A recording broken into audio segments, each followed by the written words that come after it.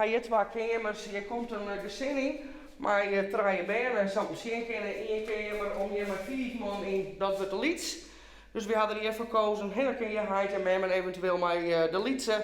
En dan kun ik 2 grotere benen in de kamer hiernaast. Maar dan ben je wel toch mooi beeldkoor, want we hebben geen grote kamers waar 4 in passen. Het Philipscentrum in de Westereen is hartstikke voor de opvang van maximaal 70 Oekraïense vluchtelingen. De fontein in Damwoord zal in kwarten sluiten om ter wenningbouwplak vinden mat, dus weer naar je rond te nedig.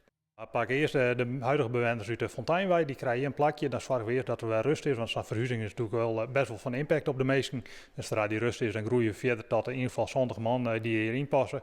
En gaat de oorlog dan nog heel hevig verder en is er meer opvang nodig, dan je zegt van nou ja, moet er op de boetentrein misschien iets met chalets of iets anders nog gebeuren.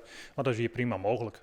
De vluchtelingen uit Oekraïne zitten op dit stuits om tijden vol mij 8 mensen op 1 kamer. In het Philipscentrum komt het toch de romte iets meer privacy. En deze kamers ben geschikt voor 12 tot 3 personen. En dus een kamer stapelbed in en zomaar een bed als een rijst.